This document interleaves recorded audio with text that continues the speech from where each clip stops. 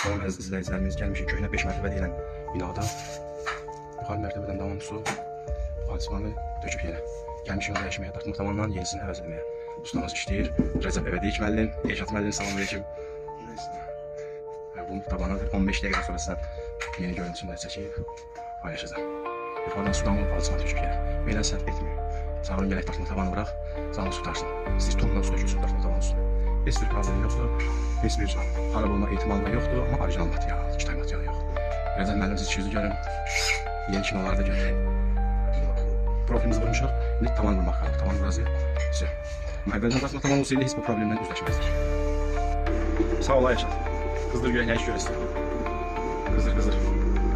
Qəşəng. Hələ qalan olsa, işte. Bir ki, belə problemlər yaşanmasın. Bunun üstüne ne kadar su damırsın, sallanacaq, aşağı buradan sallansın. Boşaltılır, gül kimi hemen tavan yerinde de kalır. Heç bir problem yok. Sağ ol yaşasın, buradan yıktım ben de. Sen arada hilə ilə. Bakın, əziz izləyicilər, bakın görün. Bu gözəlliyi var indi ya. 15 dəqiqə içində. Bax, hemen fotoğrafdan əsəqamət qalır.